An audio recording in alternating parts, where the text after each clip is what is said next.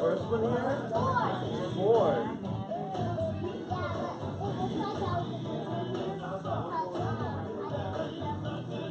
No, you're cold.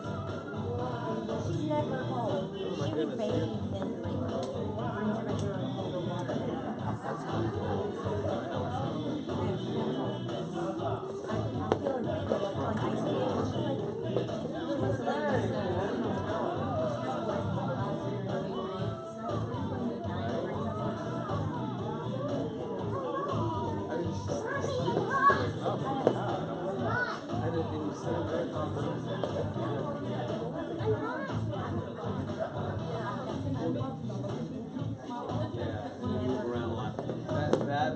Over there.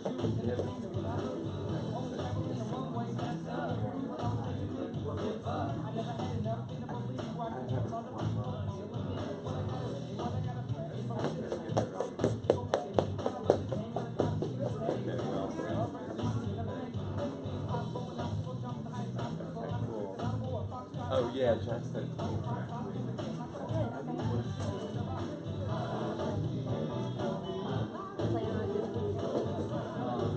Yeah, so he's doing it right now.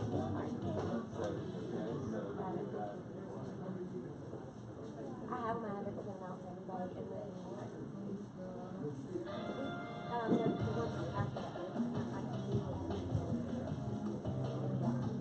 Yeah, we did. I have the minutes that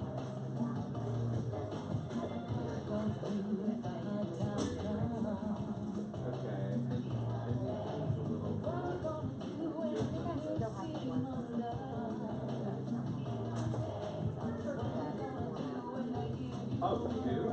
That would be awesome. yeah, I still have it. Yes.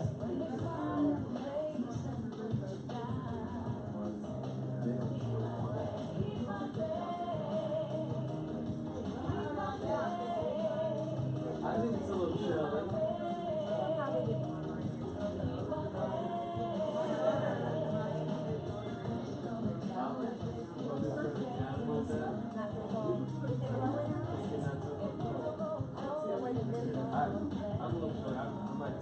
I might sneak up with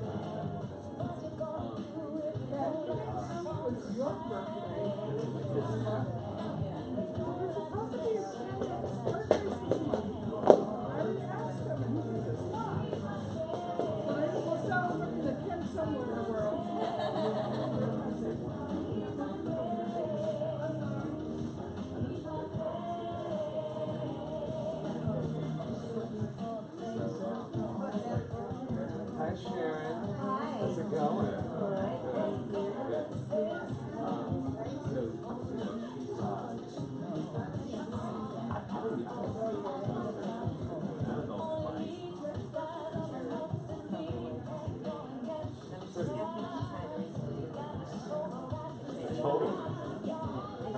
Yeah. Oh my God, it's so good to see. I know. It's so good to see Hannah. Every day. I know I haven't been here. I've been to the bigger Oh, did you have Halloween event? Yeah, Halloween event. You working events? Yeah. You watch all of them? They were actually really good. Yeah, they turned out to be really nice. I think they, I don't know if Halloween is where it's like to get it back.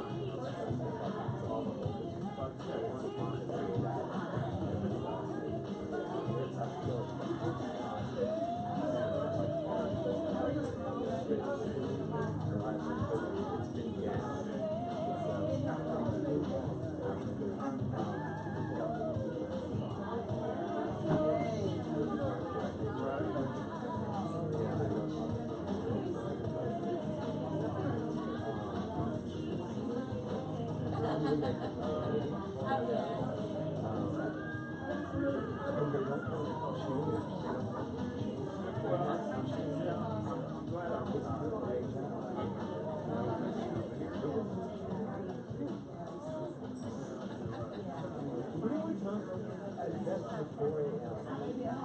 last Saturday. And then you gotta be back at 11 the next night. That was something. And then we have one Friday night, that's that was last.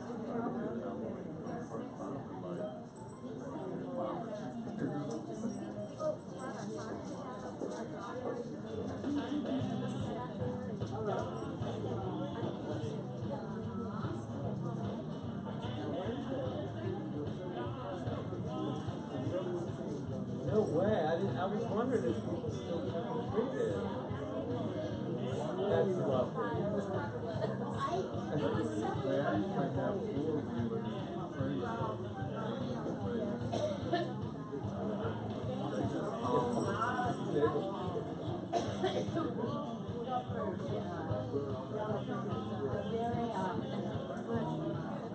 Oh, y'all live in a good neighborhood. Yeah. Right?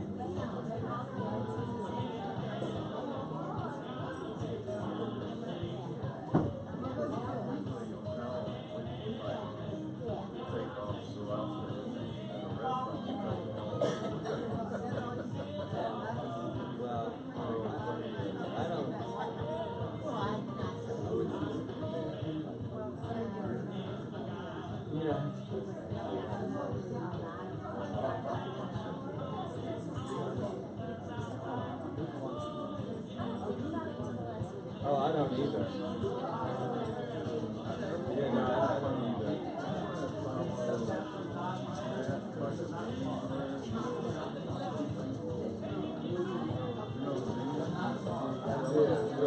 Yeah.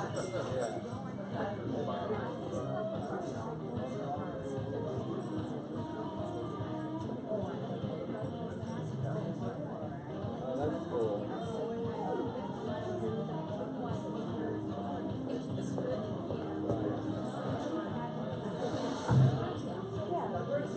Red, you want to do the Dilly World?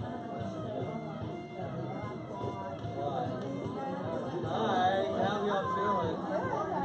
What's going on? Hanging in there, ready to rock? You will? Okay, I think you should. Good? Yeah. Good? Oh, yes, good news. Good. There it is.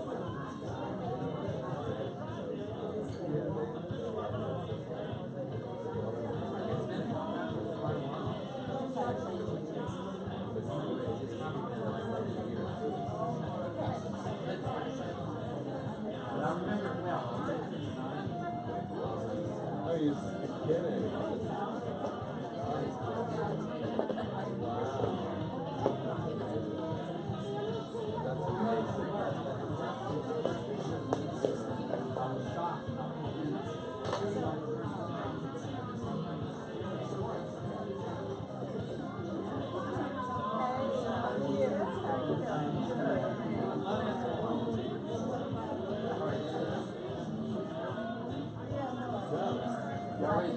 Weather? Oh, yes. How about you? Yeah, it's a nice week. Oh, I didn't know that. Yeah. Ready. Way ready. So you, I know. Give her another month and I'll be excited about it.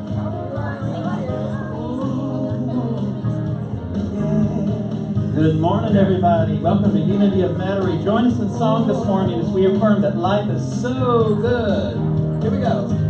Every day I'm thankful, grateful for a new day on my horizon. See all that I am, all I can be. Oh, it's just the gratitude shining through me. Nature's given me the perfect place to be. I live loving myself so I can see there's only beauty in you, beauty in me. Oh, so I'll stand up together and let the whole world sing. So grateful, oh, I'm so grateful, I'm so grateful, I'm so thankful.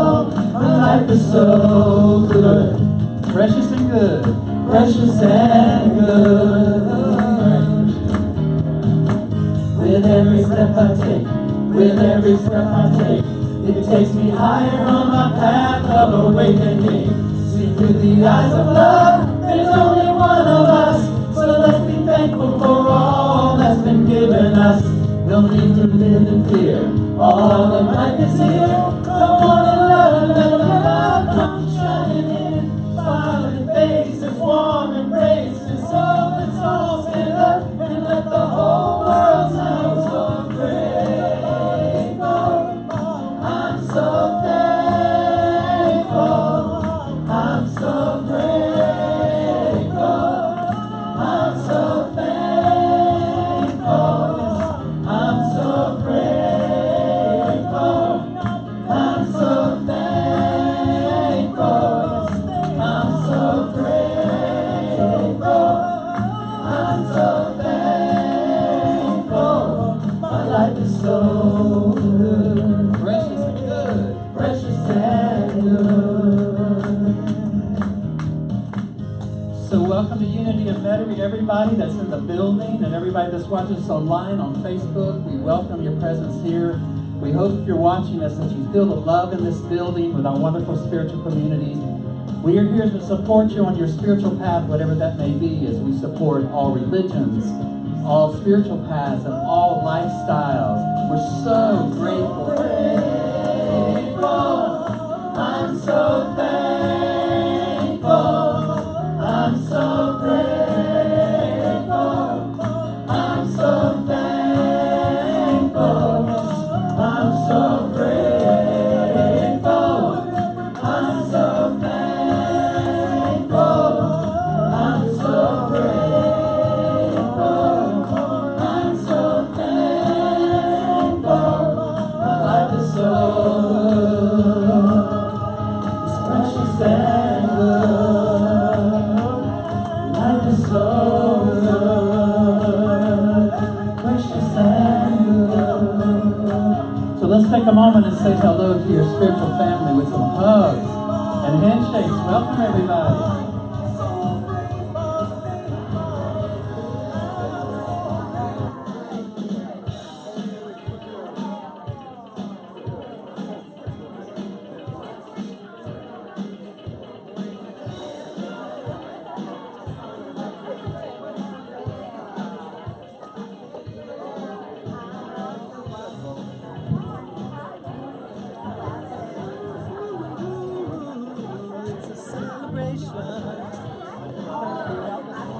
Oh, thank God. I was at the last minute.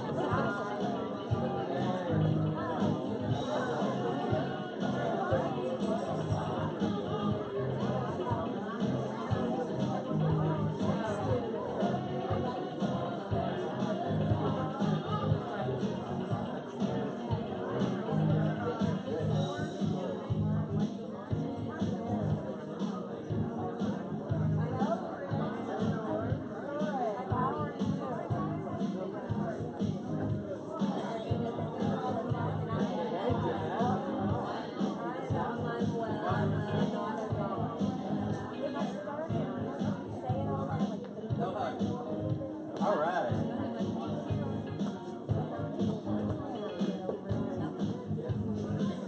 All right, y'all. Let's get in those last hugs and last handshakes. Good morning. Good morning, everybody. Hi. Oh, welcome, welcome. No place I'd rather be than with my spiritual family this morning. I feel so rejuvenated and alive this morning. Did you love that extra hour's sleep or what? I did. My cat did not get the memo. He was up and ready to go. My cat did not care that there was a time change, so I have been up wired on coffee all morning long. So welcome, everybody. As I mentioned during the song, Unity of Metairie has been here for 40 years. We are a philosophical way to live. And we support all religions, all spiritual paths, all lifestyles. Wherever you are, God is. And we believe that everyone is a beautiful, unique expression of this one divine presence. So we welcome you, everyone in the room, and we welcome everyone that watches us on Facebook. And come and visit us sometime if you're in the New Orleans area. You have a good reason now to come and visit and make a vacation and come see us at Unity of Metairie. So we're so grateful that you're watching us and spending your time with us this morning. For everyone in this room and everyone watching, let's all just take a big old deep breath as we become centered here. And now begin to let go of any stuff that went on this morning, any rushing around, any things to do, any worries, concerns. And as best we can, let's just bring all of our presence here and now to this beautiful, sacred moment. We are exactly where we need to be this morning. It's quite impossible to be where Spirit wouldn't have us be. So you are exactly where you need to be, doing exactly what you need to do. So let's just feel gratitude for that and relax into the moment, being so grateful that we've been brought together for a holy purpose. Thank you, God. So I know we have a couple people here for the very first time. If you wouldn't mind raising your hand, we have a packet for you. I know a couple. Do you mind if this is Mary. I spoke with her this morning, and I was so glad. I usually don't answer the phone whenever I'm fixing things up in the morning and getting ready, and I answered, the phone rang, and this wonderful lady said, "What time does church start?" I said, 10:30, come on. And so here she is, and I'm so glad I answered the phone. I tell you, Bill, our office administrator, is such an angel and such a gift to our spiritual community. He does so much work here throughout the week as he's here doing the office work. He fills this place with love during the week. He keeps it cleaned up, and he's been off for 2 weeks now. He had a minor surgery. Everything's fine. He's just taking a little more extra time to heal. So he texted last night and said, would it be okay if I missed one more Sunday? And I said, well, of course, we want your well-being and your health to be important. But I have to say this. Bill is one of these people that quietly does all these things, and you don't realize how much he does until you have to do them. I came this morning early, and of course, Sue and Sam and others came to help set up early. But I came in, and I was exhausted by the time I was done. I said, my goodness, Bill does so much, and if he is watching today, I told him to try to watch It Felt Like It. We appreciate you and look forward to seeing you again, and we want you to stay home until you can rest up and feel good and ready to come back. But I tell you, he is one of those quiet angels that just does so much. You don't even realize it, until you have to do it. So thank you, everybody, by the way, that helps to set up and get this place going in the morning and makes the coffee. It takes a whole village to keep all of this running. So welcome once again, Mary. We're so glad that you joined us this morning. Anyone that's watching us online today, if you would like a packet that looks like this is what we gave her. It tells all about what Unity is here locally and what Unity does around the world. On the back of there is a little form, if you wouldn't mind filling that out and dropping that in the offering when we're done. And just let us know what you thought about the service. And we'd love to stay in touch with you, so make sure and put your email address on there so you can get our newsletter that comes out about every week. And if you're watching us, as I mentioned earlier, just let us know your address and your name, and we're happy to send you a packet as well. And you can read over what Unity is all about. Everyone is also welcome to visit our website. Very simple, unityofmetairie.com, theoldfashioned.com. You can go there and find out about our classes, our services, all that we offer, our youth program. We have so many things that go on here during the week, and we're just grateful for our spiritual community. Speaking of wonderful things, it's time for our kids to come up. We're going to have them come up. We have Christian, we have Gabby today. Anybody else? Anybody just feeling real childlike today? I tell you, it was so much fun last week. How many people were here for our fall festival? It was such a blast as we did feel childlike as many of us wore costumes, and it was just so much fun. It was great giving the talk as well, to be standing up here talking and seeing all these people dressed up in all kind of crazy outfits. It was really inspiring and fun to do that. But these kids here are part of our youth program, and at 10:30 every Sunday, as we have our service here, we have a wonderful youth program for kids of all ages. So I'd encourage you, if you know people that have kids that would love to learn this life-affirming message and these life-affirming thoughts, this way of life, have them join us, all ages. We have teachers that are trained with a wonderful curriculum to learn just as we're learning out here and growing from each other. So we're going to bless these kids, and as we do, we're going to send that blessing all around the world. May children everywhere remember who they are and awaken to the truth of their being. As we say together, children of light, we bless you. We see you loved, guided, and protected by God's presence. In New Orleans style, we love you hard, hard, hard. We swear to God. All right, and you guys stay up here for just a minute, because guess what today is, everybody? It's birthday Sunday. So who has birthday in November? All right, come on, get your butt up here. Come on, Carla. Carla's all in the fall spirit with her beautiful sweater on. Well, we have a bunch of November birthday babies.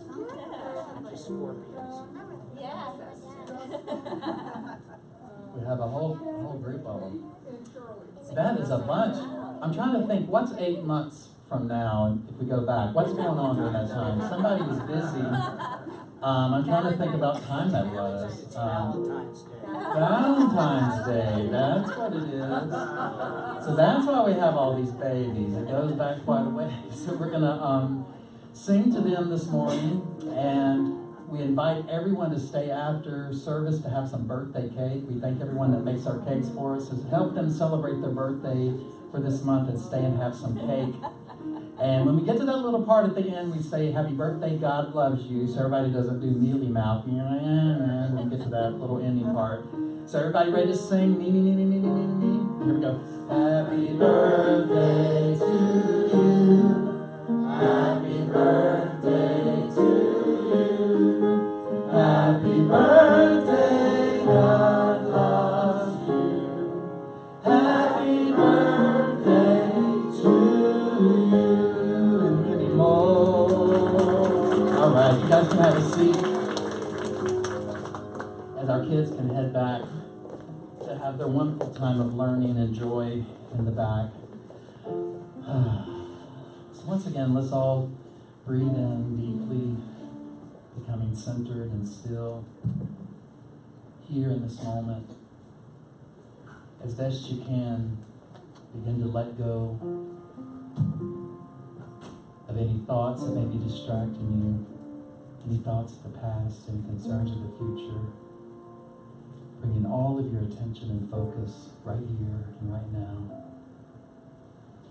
For everything that you need is here. For there's a wisdom within you that knows. It needs no time. It needs no space. It is an infinite presence that can answer any questions, solve any problems, resolve any conflict.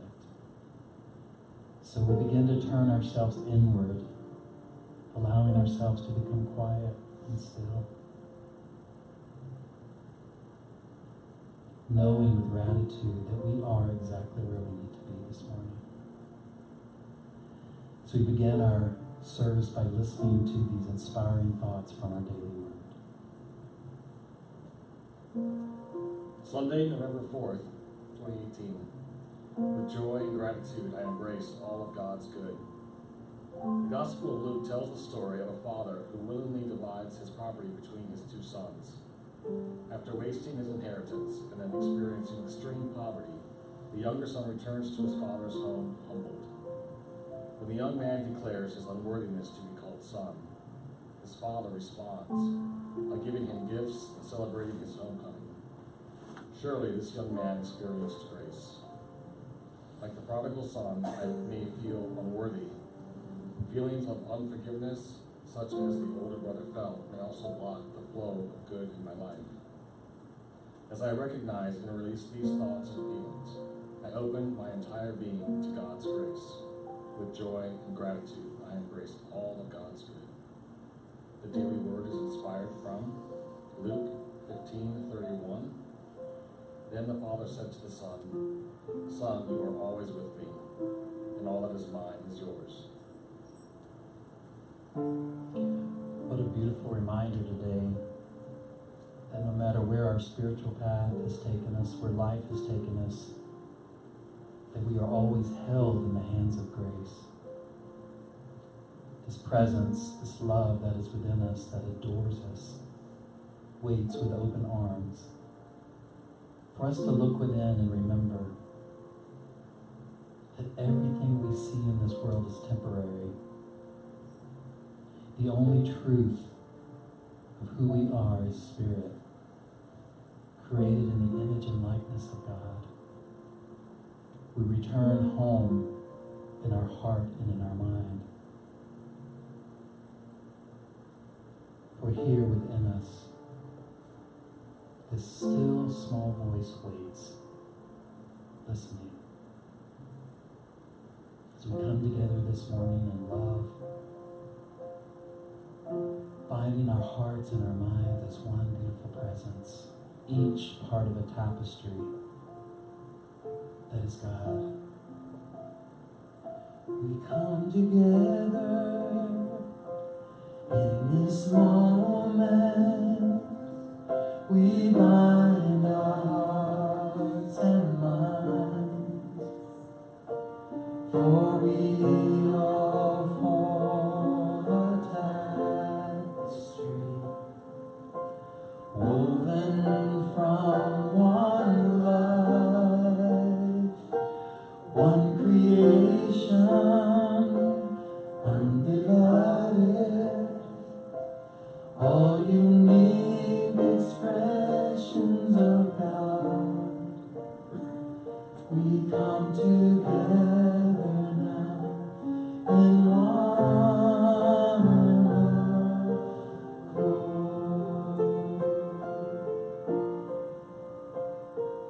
We come together in this moment. We bind our hearts and minds, for we are form a tapestry, woven from one life, one creation, undivided, all unique expressions of God. We come together now in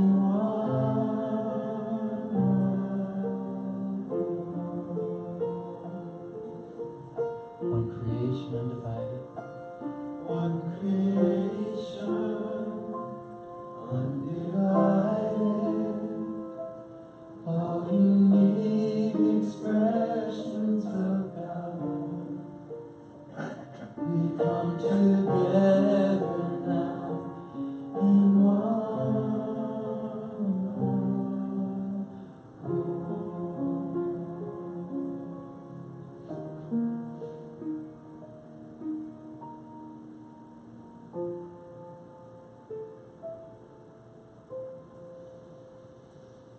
So as we enter into a deeper time of prayer and meditation, I would invite you to go ahead and silence your cell phone or anything else that might make a noise as we create a sacred space together.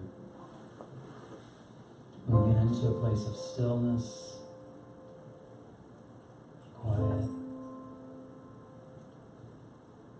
and silence. Bringing all of our attention here and now to this holy instant. For no matter what seems to be happening in the world and in our personal lives, within us, beyond what we see and touch and smell, in the invisible, there is a presence, there is a power greater than anything in this world. It is the very power and presence of God.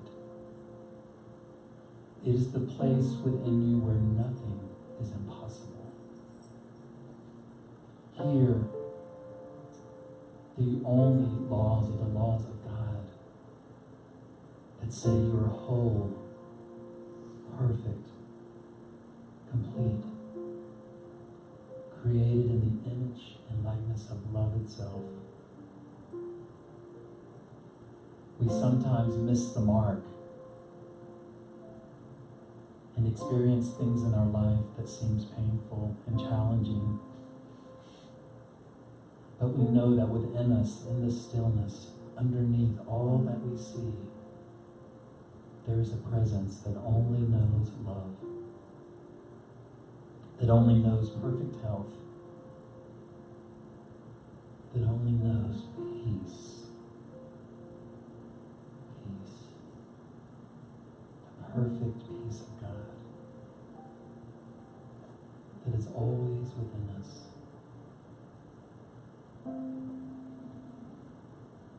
For who you really are is not your body.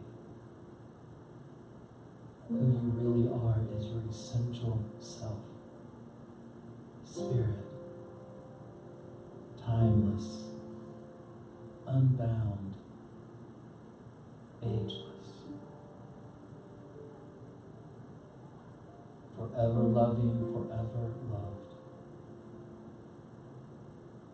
And so we take time together as a community to reach into this sacred space within us through a time of silence and stillness and emptiness. So just for this moment, give yourself permission to completely surrender to this time, this place, right here. Right now. For in this holy moment is everything that you need.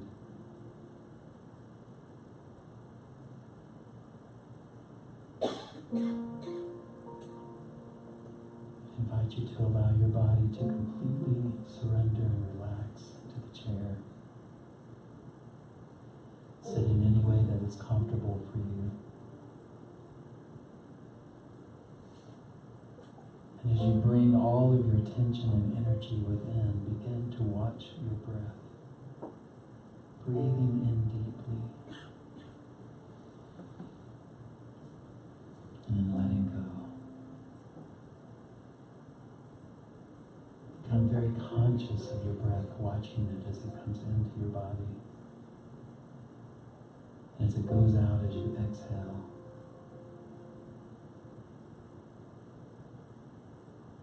Become the watcher of your breath.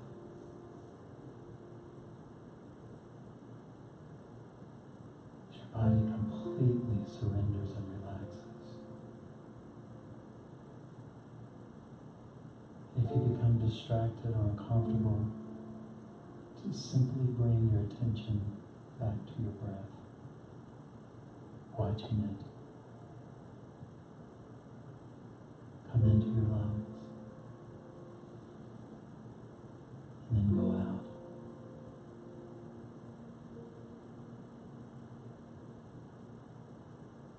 Allow yourself to become empty. Completely empty.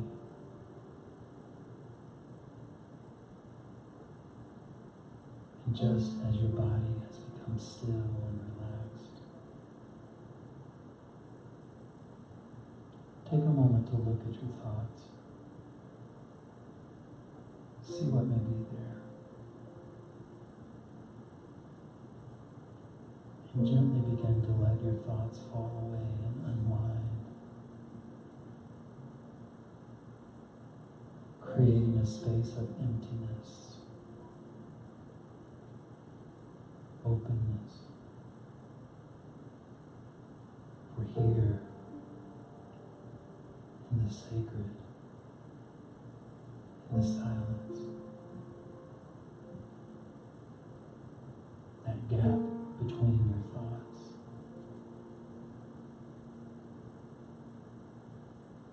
This is where miracles happen. In the silence, we find God. You find yourself.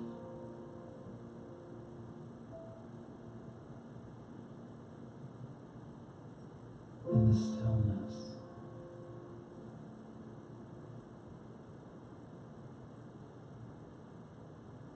you merge with your essential, true, holy self.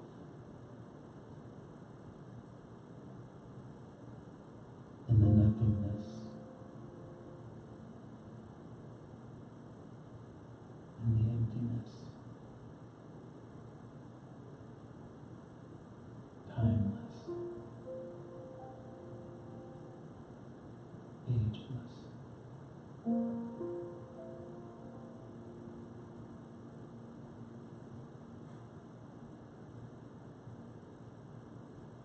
Completely letting go. Surrendering. Be still and know that I am God.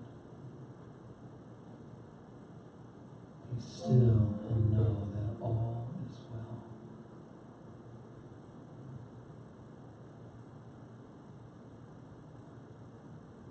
Surrendering to the stillness, to the emptiness, to the silence.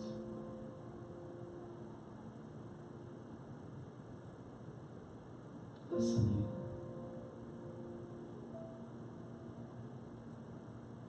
In the silence.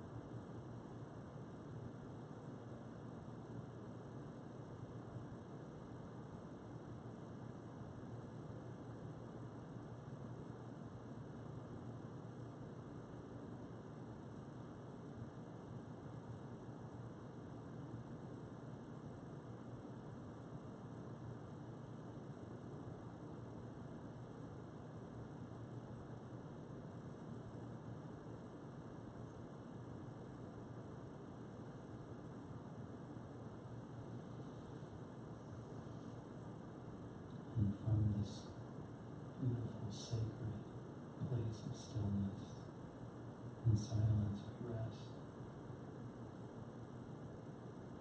being grateful for all that we have, but more importantly, who we are. Grateful that we are still exactly as God created us, whole,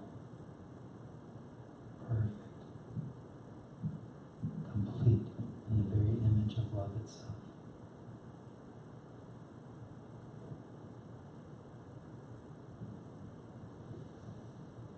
For this we say, thank you, God, and so it is.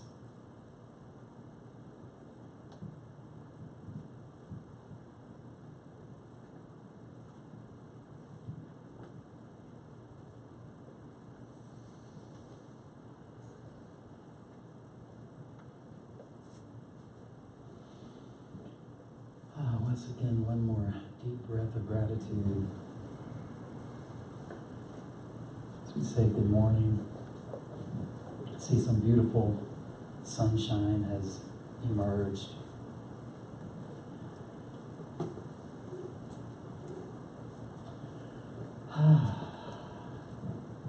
So how about them Saints? Did they play today?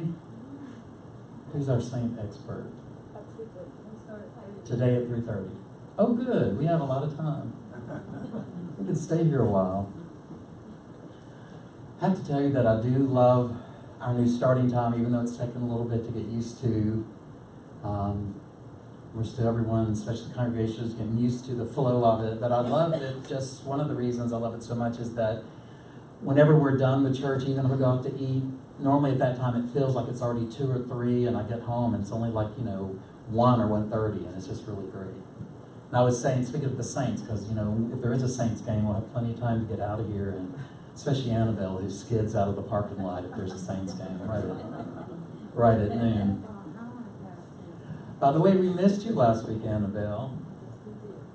And we missed Stevie Weeby for 2 weeks. We're so glad to see him. It was he was busy with his big event he had at work and had to be away.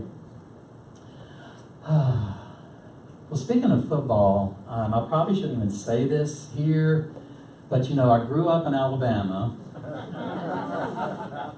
I did, right in Mobile, not far from here, and my whole family was Roll Tide. It's kind of in my blood. We used to get, as many of you know, my parents were ministers, and there was one of our congregants who was a crazy Alabama fan, and he had this big, I was going to say U-Haul, not a U-Haul, like a big bus, like a Winnebago.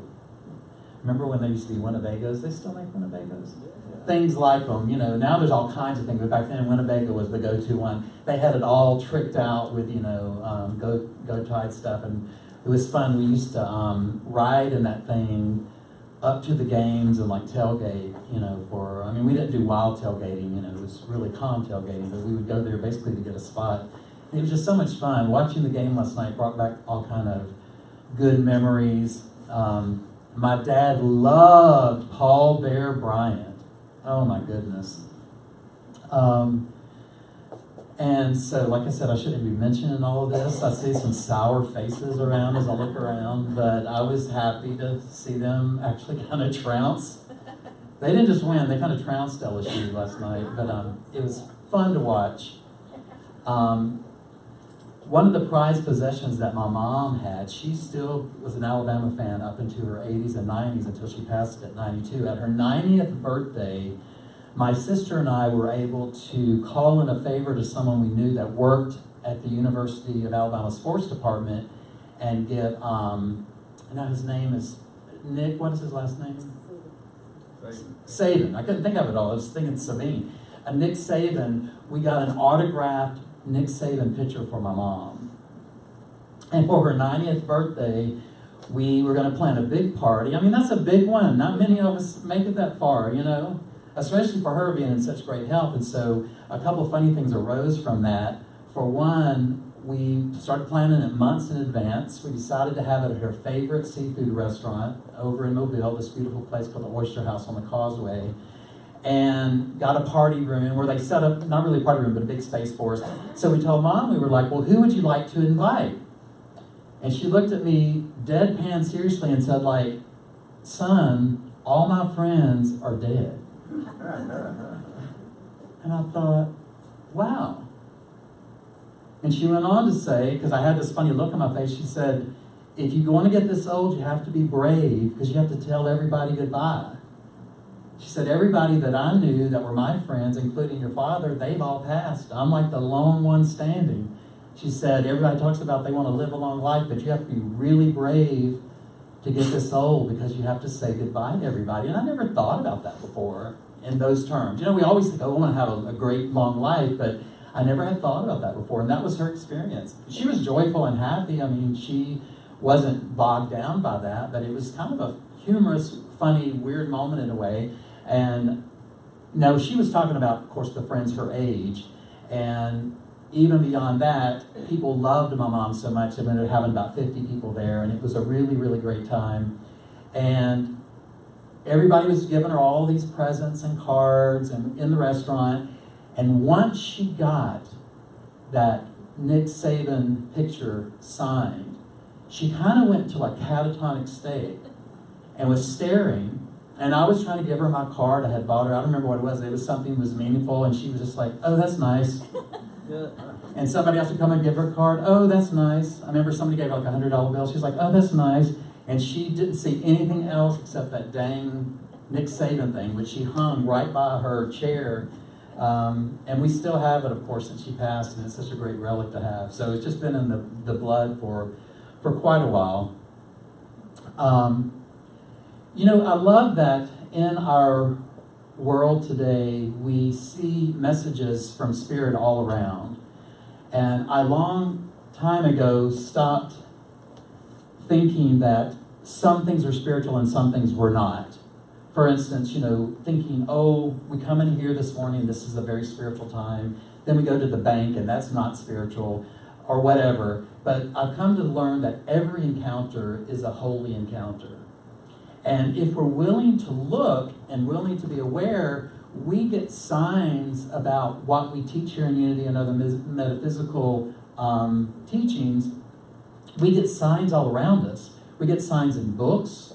And I'm not talking about our typical Louise Hay Wayne Dyer books. I'm talking about mainstream books. And I love the movie Inception, which was a big blockbuster movie with Leonardo DiCaprio. It had so many spiritual things. You can even go back to The Wizard of Oz, which is filled with metaphysical and spiritual ideas. And I often wonder, like, what was Frank L. Baum thinking? He was kind of channeling, because Dorothy's story is actually our story. It's the story of the prodigal son. I love at the end when she ends up back from the dream, which Course in Miracles and other things say that this is our illusion, and but our true home is with God. Whenever Dorothy gets home, what do they tell her? You've been home the whole time. I mean, there's nothing more powerfully spiritual than that. Two things. For one, which I would have been ticked off if I would have been told this, after she went through that whole big harrowing journey and had all these things happen to her, almost killed by a witch, all these things happen, finally Glenda tells her, well, you had the power all along. You could have gone home at any time. She's like, well, now you tell me. She didn't really say that. She was grateful. But those are two very powerful things. For one, that the power is within us. And for two, in reality, we're already home. We're just not aware of it.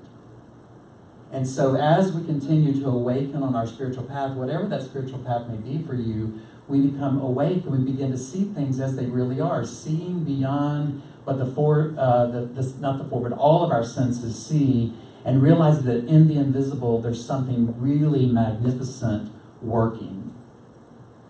And you know that old bumper sticker says, we say we're in control and make a plan and God laughs, kind of that whole thing. But there is something beautiful that is happening in the invisible at all times. You know, sometimes during meditation, you'll hear me say this. And this is something we take for granted, but it's such a powerful thing to think about.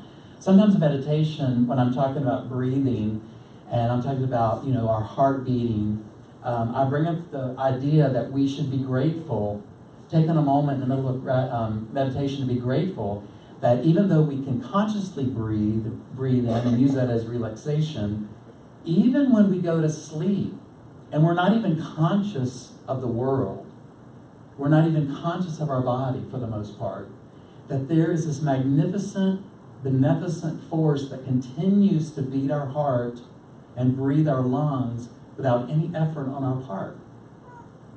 And we just kind of take that for granted. But sometimes I think about things like that and I go, wow, this is really miraculous. This is so cool. And it leads me to the fact of like, I think I'm controlling things, but I'm really not. Just as when I go to sleep, I'm not controlling what's happening, but my body actually rejuvenates itself and stays healthy. Many people say, and who knows if it's true or not, many people say that when you dream, you actually are leaving your body, and that's the time that you can meet up with people that have made their transition. You know, sometimes I do have dreams about my mom and others that have passed, and it feels really good, so I'll take that. You know, maybe there's a way that we do meet up. Who knows, really?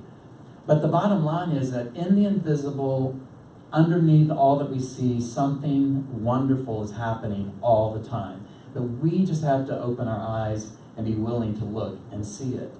And so the book I'm going to talk about today, and everything, go ahead and give me the first slide for this. Some of you have heard of this before by Dr. Masaru Emoto, the Hidden Messages from Water. Anyone familiar with this book? Okay. I always love to talk about this with people that have never seen it before, because the first time you hear about this concept, it's really kind of mind-blowing and eye-opening at the least. And it has to do with exactly what I'm talking about today, that underneath everything in the invisible, something powerful is happening with the way we think, with our thoughts, with our intentions, with all the energy and vibration that we put out. That is what's actually shaping the world around us and shaping our physical body and its condition. And also affecting the people we see in our lives and how we interact with people. It changes everything. And most of it's in the invisible. It's things we don't even see. And so this book, the first version of this book came out in 1999, so it's been a while. And so Dr. Emoto, who made his transition, I think it's been about 5 or 6 years ago. I'm not really sure about that, but it's been a couple of years. He was inspired to do this. He was just had an inspiration to say, go ahead and give me the next slide, please. Based on this, did you know that your body is 70% water? 75% water. No, let me back up a little bit, make sure I get it straight. We are 60% water. Newborn babies are 75% water. That's a lot of water. But you, in your human form right now, are 60% water. That in itself is just kind of, how can that be? And I think that's one reason why water has been proven to be such a healthy thing to drink a lot of, to make sure you're hydrated, to make sure, I know for me, when I drink plenty of water, it not only just affects, do I have a sore throat or dry lips, but, and feel dehydrated, but it actually puts me into a state of feeling a better sense of well-being and just a sense of being level-headed. And this is the reason why, is that our body is 60% water. So Dr. Emoto, back in the 90s, thought, I wonder if we can put these principles that we've talked about forever in metaphysics and New Thought, maybe there's another way to try to show people in a very clear way how much our thoughts and our words and the music we listen to and the environment we're around, how much does that affect our body? So he began doing experiments, which those experiments became the book Hidden Messages from Water. So the science of somatics in water illustrates that when sound frequencies move through a particular medium, such as water, air, or sand, it directly alters the physical structure of matter.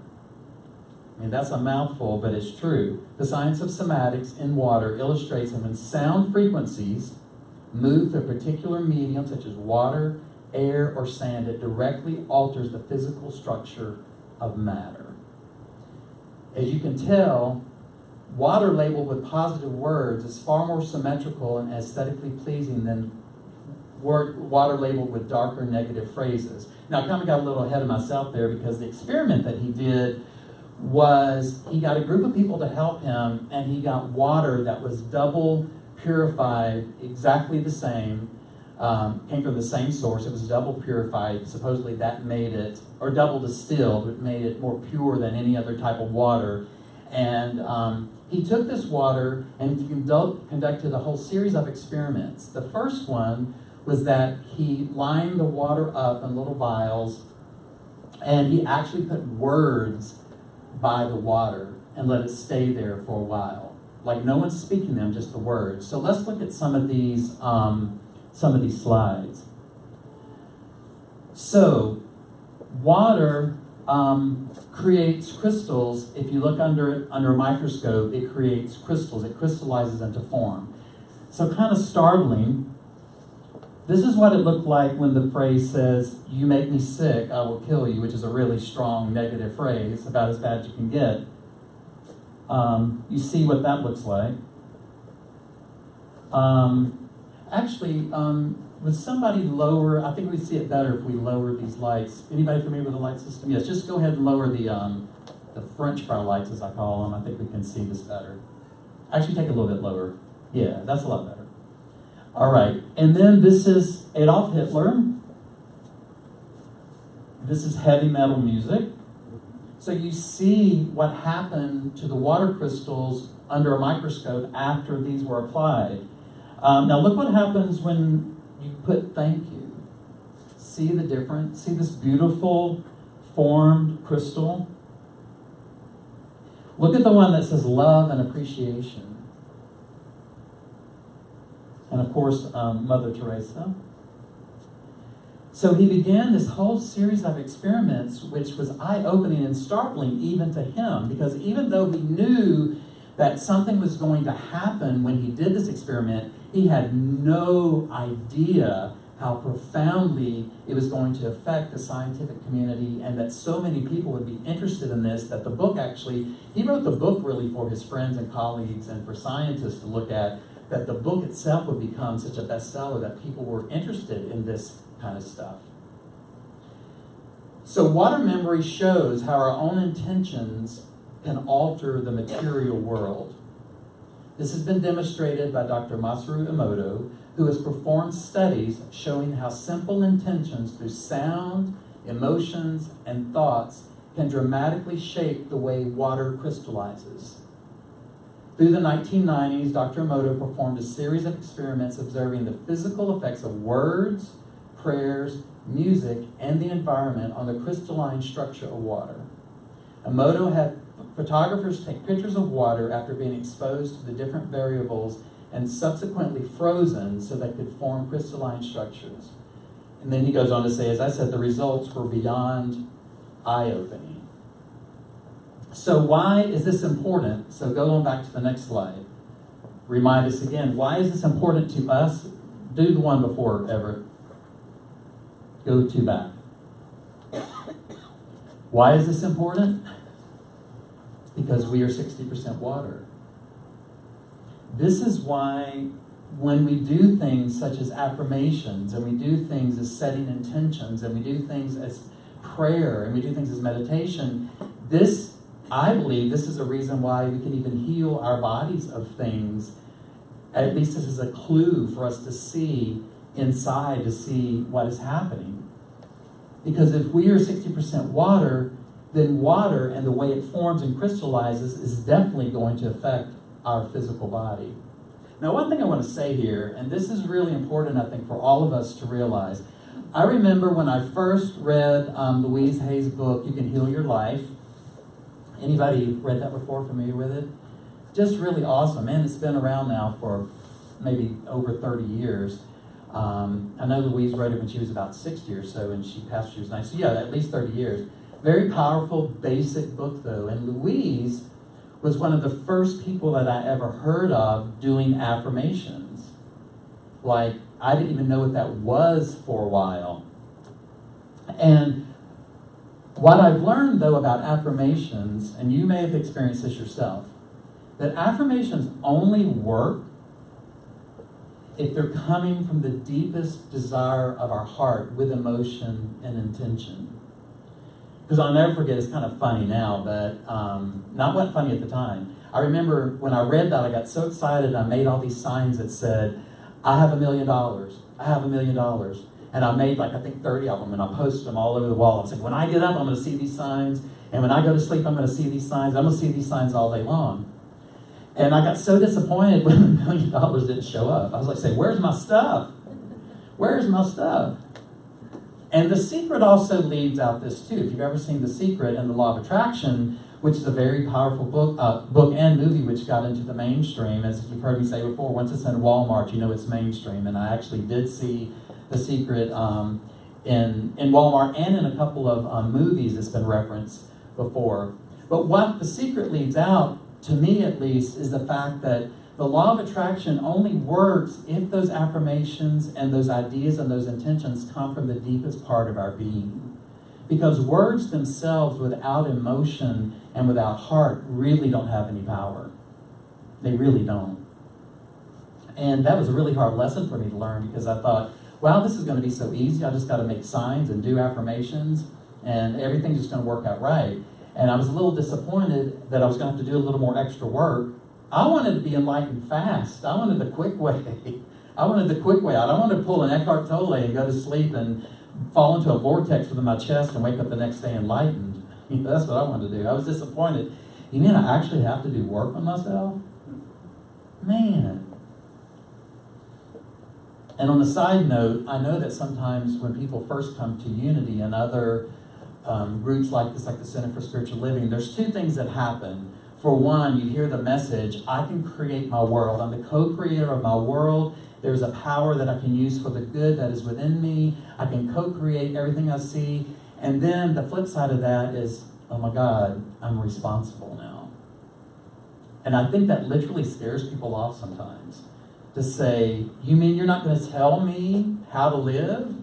You're not going to give me a list of do's and don'ts? And I believe that's why sometimes organized religion is, and there's nothing wrong with organized religion if it's helpful for someone at that time. I'm not saying it's wrong, but one of the reasons I think that organized religion is so popular is because you get a list of do's and don'ts that clearly say if you do this and don't do that, you're okay. So you're kind of off the hook, you know? Sometimes I wish I could go back and be that naive again. It'd be so much easier. But we can't go back once we learn this. But the secret, and others left out that most important part, I think, that it is the desire of our heart. Unless my thoughts and the deepest part of my being are ready to accept that level of abundance, I'm just not going to manifest it in my world. So I'm still thinking about this person that won the $1.6 billion. As far as I know, they haven't come forth yet. They say it's in South Carolina. So somebody won it, and it's in South Carolina, but the person I think is smartly staying hid for now. At least I would. I actually fantasized. I went and bought tickets. I don't do the lottery, but I got so riled up and caught up in it. It was a frenzy. I thought, everybody's doing it, I got to go do it. I bought a couple of tickets. And of course, when you do that, you think about what you would do if you won it. I was laughing about how limited sometimes we are because they were asking people about that on the news. What would you do if you won $1.6 billion? And this one girl said, oh, I'd pay off my student loans. I was like, honey, do you realize how much $1.6 billion is? You could buy the college. You could buy the school. And I fantasized about what I would do. And the first thing I said is, if I win this, first I'd probably pass out. And then I wouldn't tell anybody. I'd be terrified at first and that's what they say, not to really tell anybody at first, no matter what the amount is, and go get your legal stuff all in order, because I'm sure everybody starts knocking on your door, old buddy, old pal.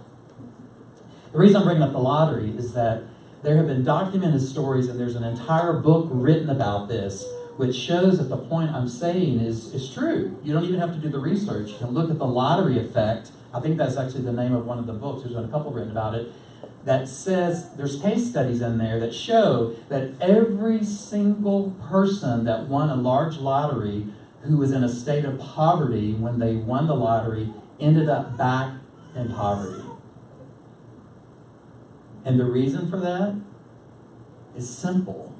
It's because the inner reflection of their self and who they thought they were at their core being didn't match what was happening in the outer world. So they sabotaged it. We've all done this. Have you ever had a great job or some situation, or maybe we haven't all done this, but I know that I have, and while I was in it, I kept thinking things like, I don't know if I'm really good enough to be getting this. And, everybody else gets this, but maybe I'm not, and maybe I'm kind of being a fraud, and I'm just pretending like it, but it's not really true. And whatever situation I was in, it would always get sabotaged. That happened to me at the beginning of my work in the music industry, because I had no one mentoring me, and I didn't know. And I was in these situations in these huge publishing companies and record executives' homes at big parties with all these stars. And I was this close to having that enormous, over-the-top success. But I now realize that the reason it didn't happen for me is because my inner reflection did not see me as that. I couldn't see me as that successful person. And so I sabotaged it. Read up on these people, because this one guy from Kentucky, I remember he's from Kentucky, he was a grandfather, and he said that the minute, and he came from poverty, he said the minute that he read those numbers and realized that he had won the substantial amount of money, he said the curse began. He said, I wish I never would have won this money. One of his granddaughters overdosed on drugs because she had access to money, and it was a world that she was not familiar with, so she just got everything she wanted. He lost most of his relationships with his family and everyone that he knew. It basically kind of destroyed his life. And then at the end, he mismanaged it so much, he ended up back where he was in the beginning. He said, I wish I never would have known what it was like to have millions of dollars, because you think it's bad being poor? It's worse being poor after you've had millions and it's gone. So I'm saying all this to say that this experiment with the water only worked because the words that they used and the people that were involved with the experiment really got into the feeling nature of these words to make this happen. You know, to make this crystalline thing happen with the water to show us. Going to say, we all hold a certain vibrational frequency, which we all know that if anyone loves Abraham Hicks material and others, and Cryon and others, you know, they know that we're mostly vibration, which I feel that a lot of time. You can feel, you know, that whole thing about when you feel your vibration get low or when it gets high, you understand what that feels like. Not to mention, as we said, our bodies are estimated to be about 60% water, so we can probably expect that music frequencies also can alter our vibrational state. Some may call this pseudoscience or false science. However, the patterns shown above in these pictures are definitely arguable evidence that the mind's view on something has the power to change it. That sentence is so powerful. The mind's view on something has the power to change it. Just the way that you look at something and envision it to be changes it. I have had two people, and I won't name names because one of them is still in my life. I did the inner work needed to begin to see them in a better light than what they were acting towards me, if that makes sense.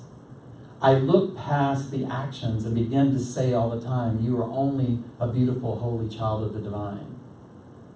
You're just temporary little nuts, but you're a beautiful, holy child of the divine. And after doing this for a while, those people, because of my ideas about them, literally changed their behavior towards me. Try it. It's fun. And it can actually remedy things if you're having a situation at work or in relationships, because you're never going to have the other person change. We all know that, right? We know relationship is doomed when someone says, we're getting married and there's a little rough things, but I'm going to get in there and change him. Or change. We know that doesn't work, right? So the only thing we can affect are ourselves and our view on things. So these patterns shown in the pictures are definitely arguable evidence that the mind's view on something has the power to change it. Every expression through sound, emotion, or thought holds a specific frequency which influences everything around it. Carrying certain emotions in your mind shows that you are literally carrying these inharmonies, shapes in your body. By keeping your mind positive, the structure of your body will follow. Now, once again, this is a hard thing to change because it's not that simple. It's actually simple, it's not easy. You know, some things are simple, but they're not easy. So it's simple to know that. And I don't really like the word positive. It sounds kind of cheesy and, I don't know, too feel-goody with a little smiley face stamped on it. I don't know why I don't like that. But by keeping your mind positive, but I say by keeping your mind in a sense of well-being. I like that better. Or any word that might work there. The structure of your body will follow. Because none of us were meant to stay positive all the time. I mean, the new Mary Poppins is coming out, and she's an example of being positive all the time, but I doubt anybody in here is a Mary Poppins. All of us have a little retractable set of horns that pop out every now and then. All of us do. We're not supposed to be positive all the time. That's not the way the world is. If you think you're being positive all the time, I think you're fooling yourself. And I'm not saying that in a bad thing, but the world of duality is meant to be a whole variety and series of things that happen to us. I know I kind of went on a rampage about that, but by keeping your mind in a sense of well-being or with the intention that is good and holy, the structure of your body will follow. We all know this and have experienced this. It's what Metaphysics 101 is about, because what is the one thing that you cannot get away from in this world that you want to feel good? Your body. If your body doesn't feel good, everything is affected. Everything is affected. If anyone was here last week, I was really low. I didn't feel sick. I just felt really low and a little disoriented, and I didn't think I was saying anything good, or I still came and did it, and hopefully we suffered through it. And it probably wasn't as bad as I even thought, because some people said, I loved your talk. And I was like, that always happens when I think it's bad. People say, I loved it so much. But the point is, I'm not supposed to be perfect up here every single week. There's going to be some times when I don't feel positive. But I do know that if I set my sights on holding an intention of knowing that everything is unfolding exactly as it should, and in every moment, I am only here to be a vessel of service to Spirit and to God, I trust that everything's unfolding exactly as it should. I remember one time, to exemplify this, when I used to sing all over the country before I actually started speaking, I have this song called Hands of Grace, which is one of the more beautiful songs on my CD. It's a ballad, and many people have used it, for instance, in hospice and to help with healing. It's a very simple song. And I was at this huge spiritual center in San Diego, and I was feeling really bad morning, really rotten that morning, because it was this big, huge church in Encinitas. And when I would go places, my income depended on how many CDs I sold, because they would pay me something, but not enough to go to San Diego. And it always worked out. I always did really well, because this was back in the era when people actually bought a bunch of CDs, so I did really well. But if there aren't people in the seats, you don't sell CDs. And that very single day, this church I went to in Encinitas that has 1,000 people, there's a mudslide, and there was only 50 people there. And I'm like going, holy. And I'm embarrassed to say this. I really am, but it's just being real. As I was singing my song, Hands of Grace, I was counting people and adding in my mind, if 10% of the people bought a CD, how much money I would make. Thank goodness I don't do that anymore. I'm past that. But I do confess. And I remember afterwards feeling so bad about that. Like, wow, how could I have done that? But here's the crazy part, though. The crazy part was afterwards, I had at least 3 or 4 people come up and say, that song, of everything you did and everything you said, that song, Hands of Grace, touched me more than anything else. I felt this wonderful healing and an upliftment. One woman came up who was battling cancer, and she came up and she said, I don't know what happened in my body, but there was a shift when you sang that song. That was a big lesson for me to realize that me as the messenger, it doesn't matter what mood I'm in or how I feel for the message to be delivered. But sometimes I'm not going to be positive. We're not meant to be positive all the time. But this experiment with the water is just another way, another example for us to see something happen in the invisible that we're not even aware of. So I'm just going to show you a couple of pictures. These are just a couple of examples. So let's go through these. Everett, I think the first one we've seen already. So this is a bigger version. So look, this is thank you. This is how the water crystallized when they gave gratitude for a 48-hour period. And this is I'll kill you for a 48-hour period. Now you have to realize this is the exact same water from the exact same source out of the same exact bottle, not altered at all. And look at the difference of the crystals between these two words. I mean, to me, it's fascinating at the least and powerful at the most. Once again, if you realize that if your body is 60% water, look at the effect that it has. So let's look at a couple more. So this was interesting. There was a little different version. So this day, they did a 30-day water rice experience where they put rice in the same kind of water and left it alone. And I know this one may be a little hard to see in the lighting in here, but this one said thank you. So if you can see what that looks like. And how different the one that says you're an idiot looks like. And then you may not can see it at all, but the one that says ignored rice. Like they didn't even talk to it or look at it or do anything. They just ignored it. And it looks pretty horrible. It actually looks like some furs growing on it or something. I don't know.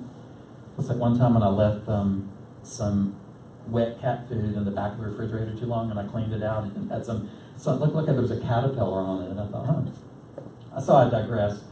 So even with rice, look at the difference. The water mixed with the rice, the big difference that it made. Okay, and a couple more, I believe. And here's a whole collage of them.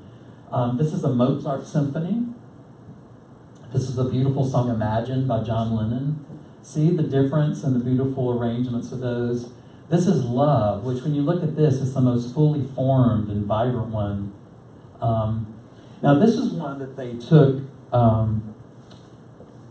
called the Fujiwara Dam, where they just got a scoop of water out of there. It wasn't purified or anything. They just got water from the same source. This is when they first got it out. It was a polluted lake. And then if you look below, this is the same Fujiwara water after prayers. They literally just prayed for it. And look at the change in that. And like I said, this water was just scooped up. It wasn't purified. But even look at the change in the difference between before prayer and after. This might be good actually to put up, in our room and say, me before prayer, me after. Just to emphasize how different it is. And then the peace one, if you can see it here, is just really, really beautiful. Thank you. Once again, I will kill you.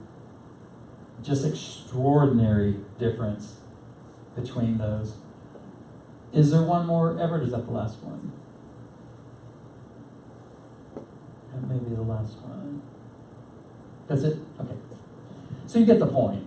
I mean, those are enough examples. And I would encourage you to look at this on your own and go into more detail learning about these experiments, because he continued these experiments using other formats. The original book came out in 1999. It was just called Messages from Water. There was a Messages from Water 2 in 2002, another one, Messages from Water 3. Actually, there were 4 books up through 2008. Then he published a book in 2001 called Water Knows the Answer. This was published not as a photograph collection, but as an explanatory book where he goes into more detail about how they conducted these experiments. This world is filled with wonders and mysteries that get more incomprehensible if we try to think of a reason why. In a familiar situation, for example, why do dogs exist and why do cats exist? Well, I have an idea about that, because I want to love and pet on them. But these are just questions to ask. Why do mice exist? Why do snakes exist? Why are there cherry blossom trees and why are there willow trees? What is a human being in the first place? We could get into existential crisis if we keep asking these. As such, there are many incomprehensible things that we cannot understand at all. However, I believe that this is just another example of an idea and a message to once again show us what is happening as we speak, as we make strong intentions, as we listen to music. I know that my being is completely altered through different types of music that I listen to. To make my work space better during the day, because I work at home most of the time, doing my church work there on the computer, I've gotten now to where I just have this like beautiful, like almost meditative music going all day long, because I found that it just keeps me in a space of calm. Even if I get a crazy email that kind of disturbs me, the music just reminds me, it just keeps me in this vibration of, and I started doing this because the Grammys has this slogan that says, music is the soundtrack to your life. That's one of their slogans, and I thought, well, maybe I really should make music the soundtrack to my life and listen to it all the time. We are directly affected by the choices that we make, by the thoughts we think, by the things we expose ourselves to, by what we listen to.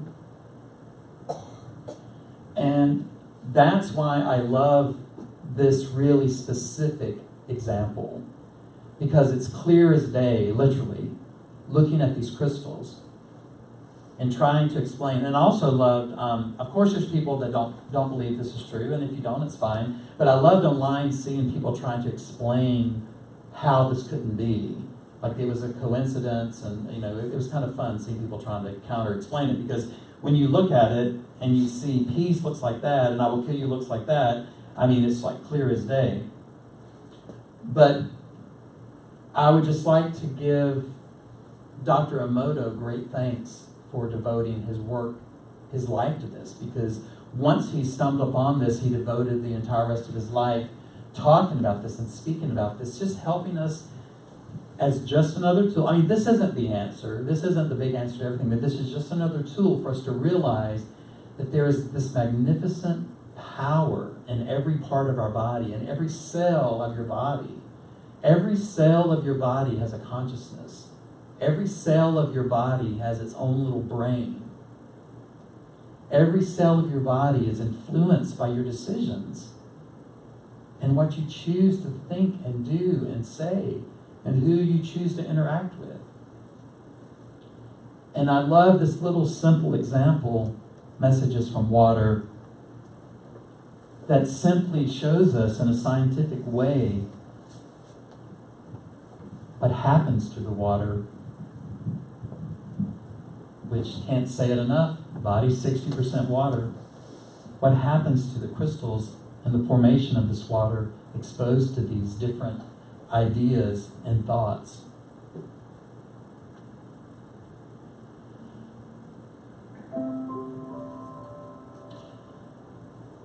And so we once again just breathe in, being grateful for Dr. Emoto. And once again, grateful to everyone that has gone before us, that have opened yet another door for us to see into the infinite. That mysterious, beautiful thing that is somewhat unknown, that we begin to see glimpses of and clarity about. Through examples like this, through Messages from Water, where we begin to see that within us, in the invisible, in the places we can't even see, there is something remarkable happening. There is something miraculous happening. And we are the co-creators of these happenings. As we begin to awaken and consciously co-create our life, which we are deserving to have a life that is abundant and loving and fulfilled and happy. We are grateful for this magnificent spiritual community where we can come and express our thoughts and ideas without fear, to be who we are, whatever that is, as we each begin to see each other as divine expressions of life.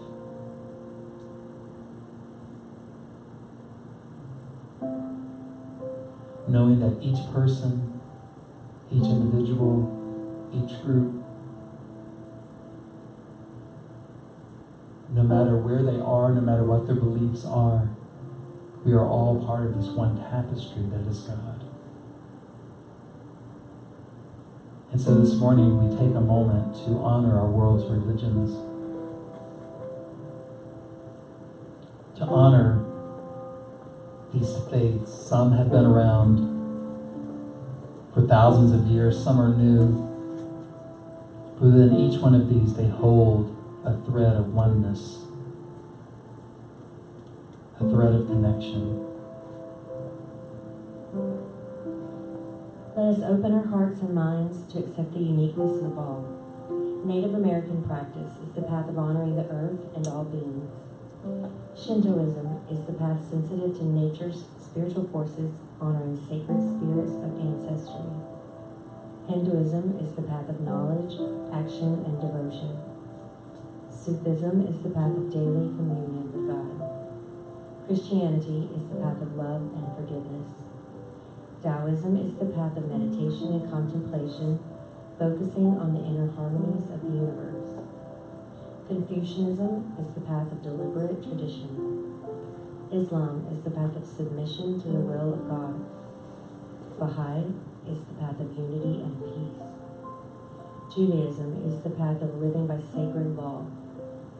Buddhism is the path of compassion, detachment, and mindfulness. Paganism and Wicca both see the sacred in nature as well as the individual soul and seek understanding of the evolution and mystery of the universe. Unity is the path of empowerment and change through our conscious co-creation with Spirit. We light our Christ candle as a symbol of the Christ consciousness that illuminates and joins us all. So we do see God in everything, this presence of life everywhere.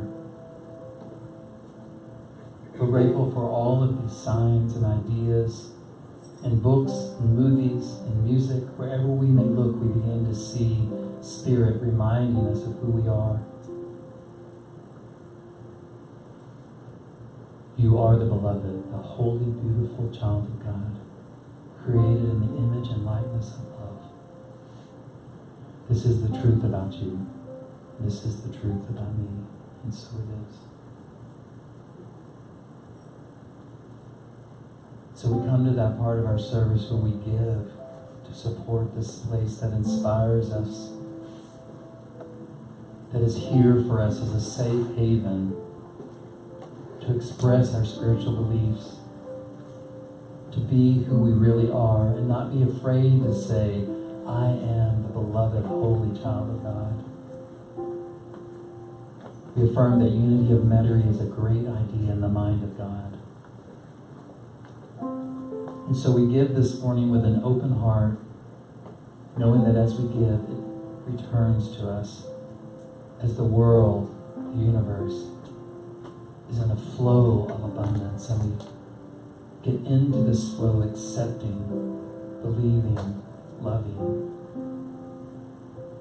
We give this morning as an act of bringing our gifts forward, dropping them in the basket and taking an affirmation with you to remind you throughout the day. And anyone that's choosing to give electronically with a credit card or debit card, you can meet Crystal out in the Welcome Center where you came in. She can meet you there. Also, everyone that's watching us on Facebook, we're so grateful that you joined us today. And if you would like to support our mission of creating a world that works for everyone, you can simply look at the post below what you're watching. With one click, you can securely and easily give right there. We thank you for supporting this ministry that is Unity of Metairie. Realize that we are so blessed. We are so grateful as we give with love this morning. I am so blessed. I am so blessed. I am so grateful for all that I have. I am so blessed. I am so blessed. I am so grateful. I am so blessed. I am so blessed. I am so blessed. I am so grateful for all that I have. I am so blessed. I am so blessed. I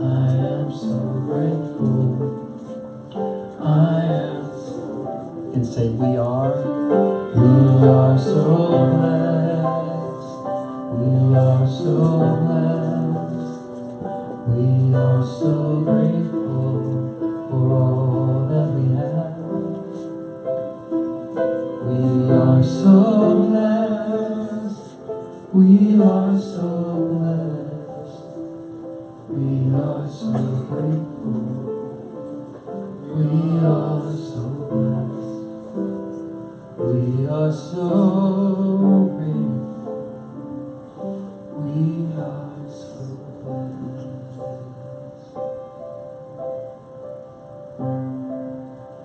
And we are grateful and so blessed. Thank you, God. And so it is.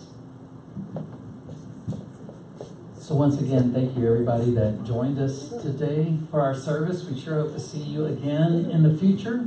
Thank everybody once again for watching us on Facebook. Come and visit us sometime. Once again, we also welcome everyone that visited us for the very first time, and we hope to see you again. Before we head out, there's just a few quick announcements to remind you of the things that go on here during the week.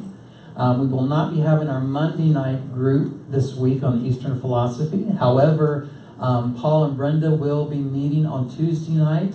They're going to be talking about peace, how peace begins with us, and they will also have a meditation for peace. Paul wasn't able to be here today, but he said, in light of the elections that are happening Tuesday, that we hold the level of peace and love in our heart, that our nation continues to let go of the divisiveness, no matter what side that we're on, that we begin to see a common ground and a commonality with each other. So that night, I think it's interesting to do that actually as the elections are closing out. If you'd like to be part of that and seeing that in the world, meet Paul and Brenda on our spiritual education night, which is Tuesday at 7. On Wednesday night, as always, we'll be having our meditation at 6 p.m. for an hour. We go in deep into the stillness and the silence with music and guided words. Right after that, I facilitate a discussion on A Course in Miracles, and everyone is invited to both of these. If you've never heard of Course in Miracles, you're welcome to come. No experience is necessary. It's just a great time to share your ideas and wherever you're on your spiritual path.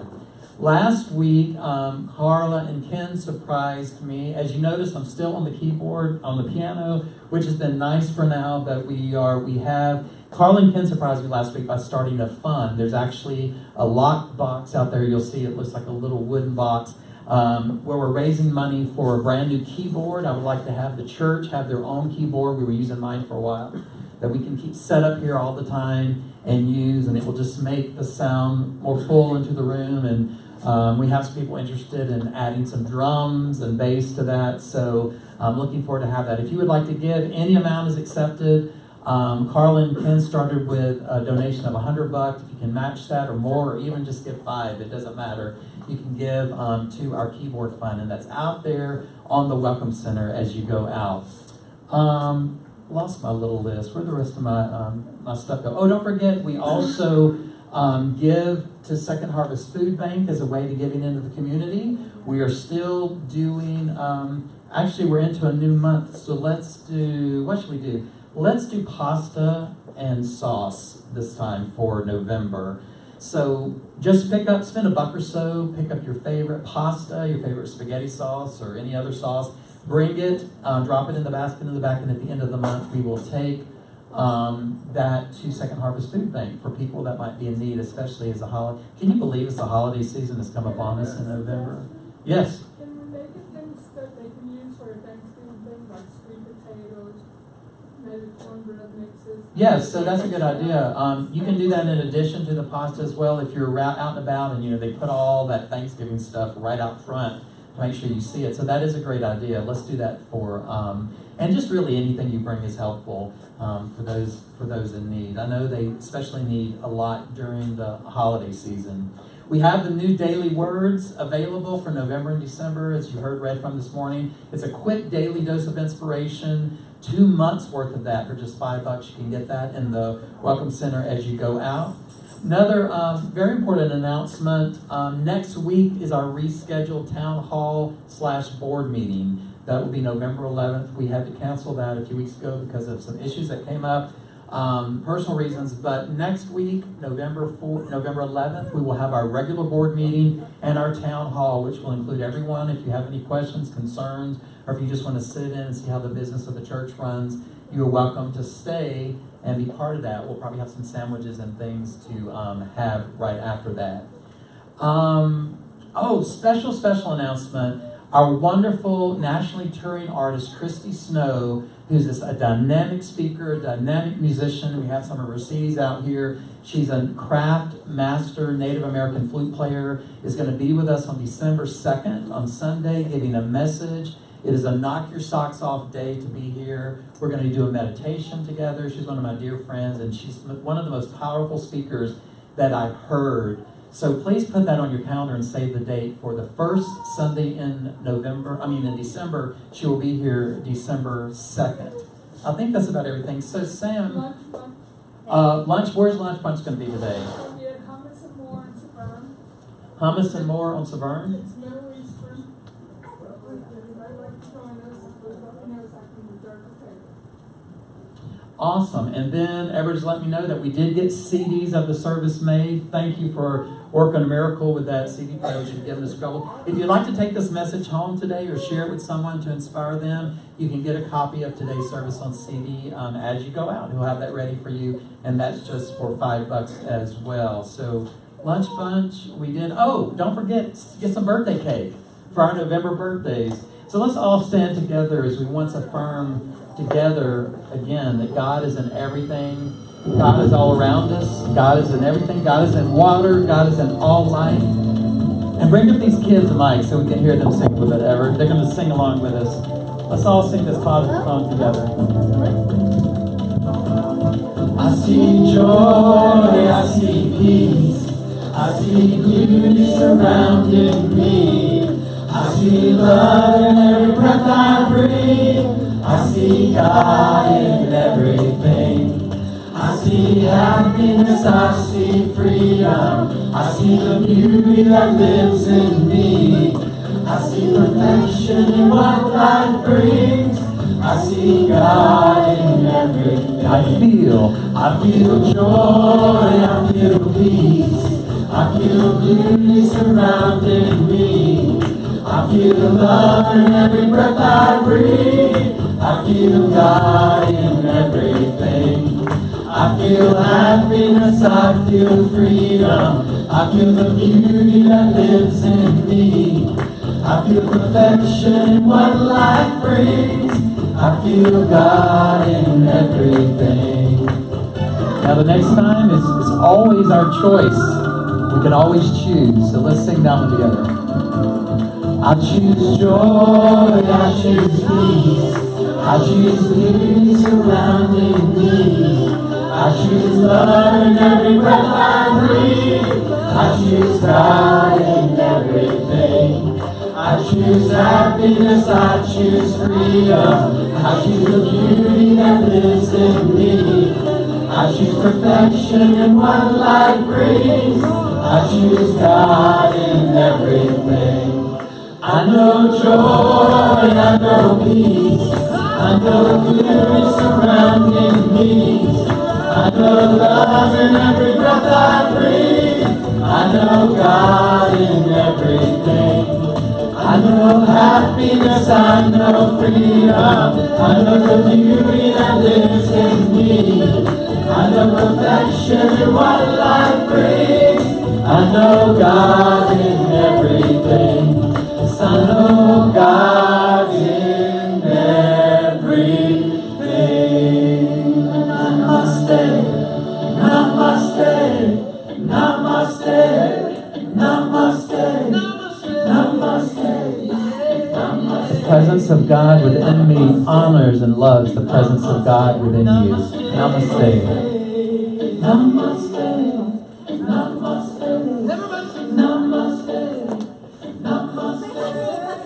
Once again, we'd like to thank everyone that watched us on Facebook today, and thank you for all your support. As I said, you can give directly in the link right below us. So let's say our prayer of protection today as we head out into the day. Make sure and get some birthday cake, y'all, and meet us for lunch bunch at Hummus and More. So say with me together, the light of God surrounds us. The love of God enfolds us. The power of God protects us. The presence of God watches over us. Wherever we are, God is, and all is well. Have a great, beautiful afternoon, everybody.